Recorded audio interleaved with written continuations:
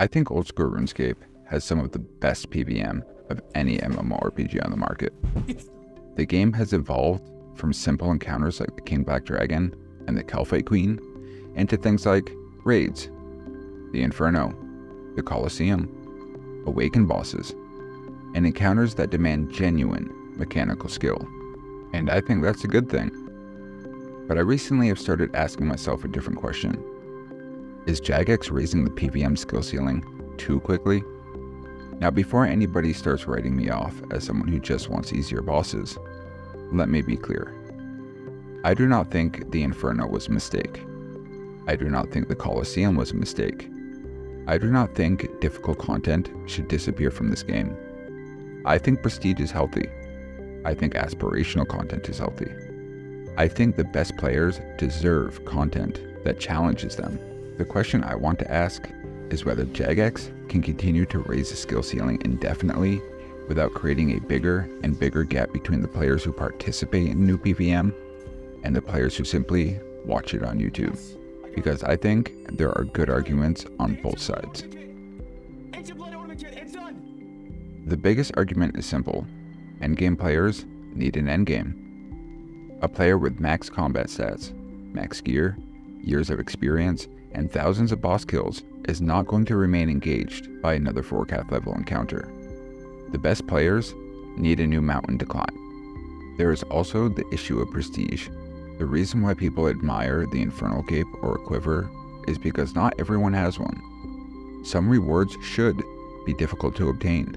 If every challenge was designed around the average player, eventually the game would lose some of the accomplishments that make MMOs memorable.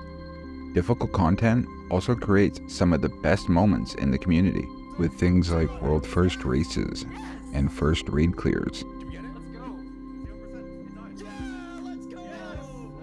That was in the cage! Oh, it was in the cage, man! Even hardcore level 3 and low level boss clears that nobody thought was possible. These moments generate excitement and help keep the game alive for years. Another important point is that the community naturally improves over time. There was once a time when Jad was considered almost impossible. There was once a time when solo God Wars seemed ridiculous. There was once a time when people thought the Inferno would never become common. The player base adapts, people learn, guides become better. What once seemed impossible slowly becomes achievable. One of the most interesting things about old school PvM progression is that early and mid-game content already does a surprisingly good job of preparing players for this journey. For example, Scurious is one of the best modern introductions to PvM mechanics we have in the game. It teaches players how to deal with constant movement pressure, how to recognize and react to telegraphed attacks, and how to maintain damage uptime while still respecting mechanics.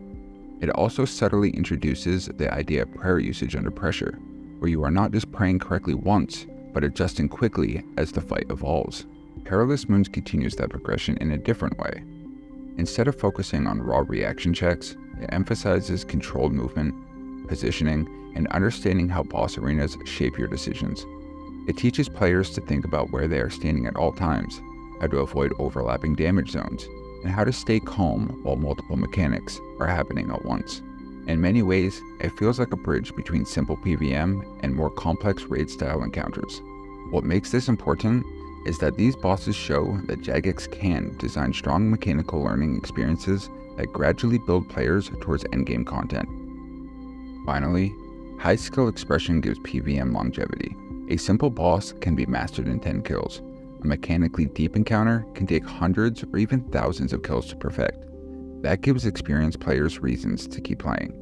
And I think all of those are good arguments. In fact, if I only looked at the game through the perspective of the top 1% of PvM players, I would probably agree.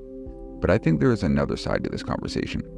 My biggest concern is that the average player is already much farther from the PvM ceiling than many people realize. Online communities create a strange effect where everything gets labeled as easy.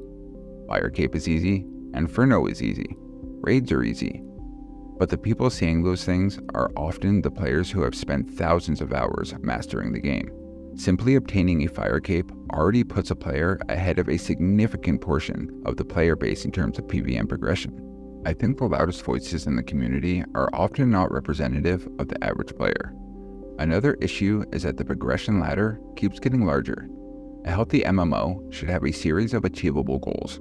A player beats one challenge and then gains the confidence to try the next.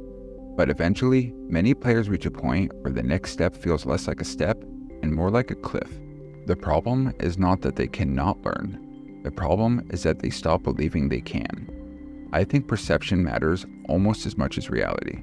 When the average player hears discussions about true tile mechanics, one-tick prayer flicking, Luke's walking, tile skipping, and advanced movement techniques, many simply decide that content is not designed for them.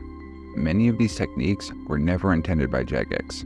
They were developed by players as methods of overcoming difficult content. But as the skill ceiling rises, there is a risk that these optimizations slowly become expectations.